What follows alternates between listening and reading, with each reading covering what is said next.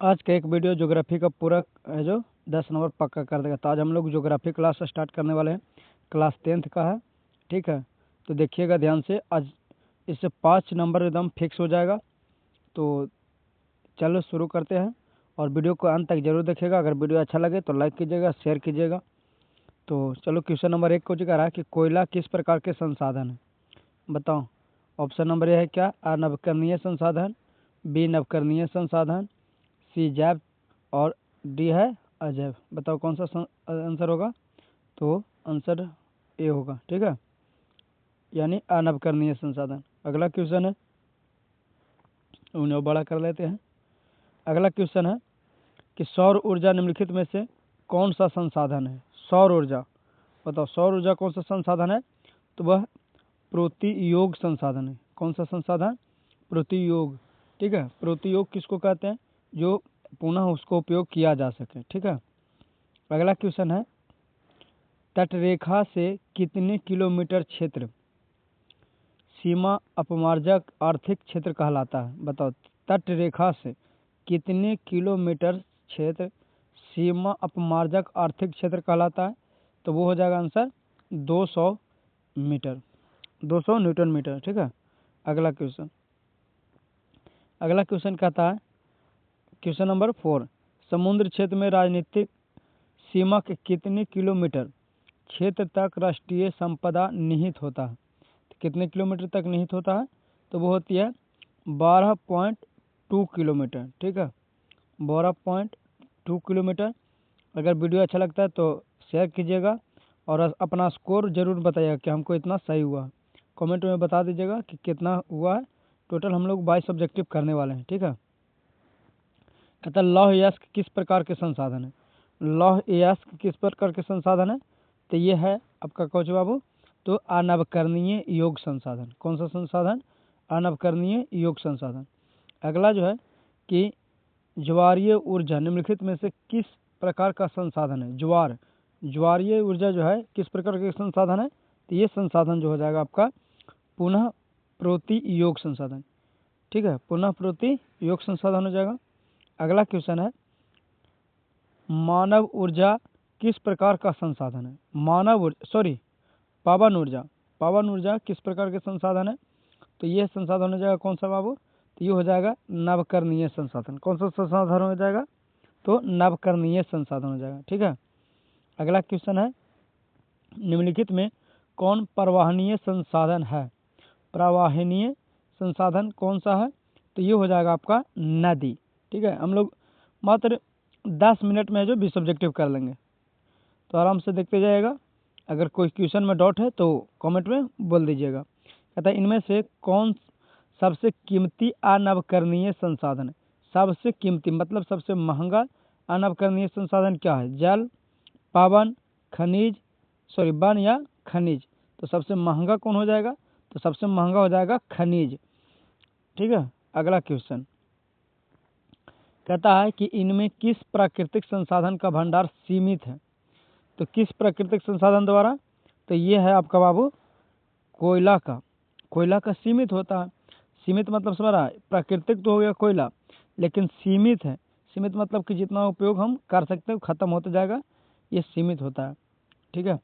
तो ये सभी का, और अगर वीडियो और देखना चाहते हैं तो सभी का प्लेलिस्ट बना हुआ है। इतिहास का, भूगोल का, ज्योग्राफी बायोलॉजी का, इकोनॉमिक्स का, सबका है जो बना हुआ है।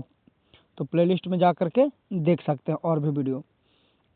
कहता है कि संसाधन के रूप में किसी पदार्थ का अस्तित्व किस पर निर्भर करता है। संसाधन के रूप में किसी पदार्थ का अस्तित्व किस पर निर्भर करता है। तो किस पर निर्भर करता है। तो ये करता है उपयोगिता पर निर्भर करता है उसका अस्तित्व किसी भी पदार्थ का, कि कितना ज़्यादा उपयोग किया जा रहा है। अगला जो क्वेश्चन है, संसाधन के विवेकपूर्ण उपयोग का प्रस्ताव किस वर्ष आया। संसाधन को विवेकपूर्ण उपयोग का प्रस्ताव किस वर्ष आया था। तो वो आया था आपका कौन सा वर्ष बाबू। तो आया था 1968 में। कब आया था, 1968 में आया था। अगला जो क्वेश्चन है, कहता है कि सार्वजनिक स्थान पर बना मंदिर किस प्रकार का संसाधन है। अगर कहीं सार्वजनिक स्थान है, सार्वजनिक स्थान मतलब होता है जो लोगों की हो, सभी का हो, तो वो सार्वजनिक स्थान हुआ।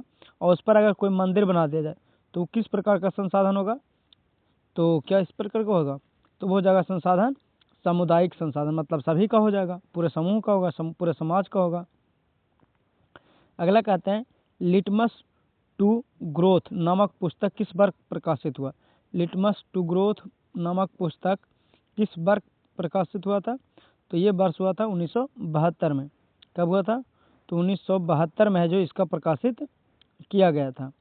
अगला जो क्वेश्चन है 15 नंबर, 92 में रियो डी जेनेरो में कौन सा सम्मेलन हुआ था। 1992 में होने वाला सम्मेलन, तो कौन सा सम्मेलन हुआ था, तो ये सम्मेलन था आपका पृथ्वी सम्मेलन। कौन सा सम्मेलन था, पृथ्वी सम्मेलन था। क्वेश्चन नंबर 16 करा कि राजस्थान में किस संसाधन की कमी है, तो राजस्थान में किस संसाधन की कमी है, तो ये तो सब जानता है कि वहाँ जो है जल का कमी है, क्योंकि वहाँ ज़्यादा है जो मरुस्थलीय क्षेत्र है। अगला क्वेश्चन कह रहा कि संसाधन होते नहीं बनते हैं, किसका कथन है, मतलब संसाधन होते नहीं है बल्कि कुछ होते हैं बनते हैं, यह कथन कहने वाले कौन थे, तो वे थे आपका बाबू जिमरमैन ने। कौन थे, जिमरमैन। आगे क्वेश्चन कहता है 18 नंबर क्वेश्चन कि आईपीसीसी का मुख्यालय निम्नलिखित में किस नगर में अवस्थित है। आईपीसीसी का मुख्यालय कहाँ स्थित है, तो यह है स्थित जिनेवा में। अब कमेंट में बताओ कि जिनेवा कहाँ पड़ता है। अगला क्वेश्चन जो है कहता है कि स्मॉल इज ब्यूटीफुल किसकी रचना है। स्मॉल इज ब्यूटीफुल जो है किसकी रचना है, तो ये है सुमेसर का। किसके थे, सुमेसर। अगला जो क्वेश्चन है 20 नंबर क्वेश्चन कि क्योटो सम्मेलन कब हुआ था। क्योटो सम्मेलन कब हुआ था बताओ, तो ये हुआ था आपका देखो बाबू 1997 में। क्योटो सम्मेलन कब हुआ था, 1997 में। अगला जो क्वेश्चन है 21 नंबर, एक मिनट, हाँ, कहता किसने कहा था कि हमारे पास पेट भरने के लिए बहुत कुछ है परंतु पेटी भरने के लिए नहीं है। मतलब यह कथन किसको द्वारा कहा गया था कि हमारे पास पेट भरने के लिए बहुत कुछ है लेकिन पेटी भरने के लिए नहीं, मतलब बक्सा भरने के लिए नहीं है। तो ये कहने वाले कौन व्यक्ति थे, तो ये थे महात्मा गांधी जी। कौन कहे थे, महात्मा गांधी जी कहे थे। ठीक है। अगला क्वेश्चन जो है कि पर्यावरण संरक्षण हेतु पहला विश्व शिखर सम्मेलन कब हुआ था। पर्यावरण संरक्षण हेतु पहला विश्व शिखर सम्मेलन कब हुआ था, ये तुम लोग है जो कमेंट में बताओ 22 का। देखते हैं कि किसका सही होता है, जिसका सही हो जाएगा उसका आंसर हमें हार्ट दे देंगे। ठीक है। तो अगर वीडियो अच्छा लगता है तो लाइक कीजिएगा, शेयर कीजिएगा, अपने दोस्तों के पास शेयर कीजिए। तो अगला जो वीडियो लाएंगे आपके मैराथन क्लास लाएंगे पूरा बायोलॉजी का। ठीक है। तो फिर मिलते हैं, बाय।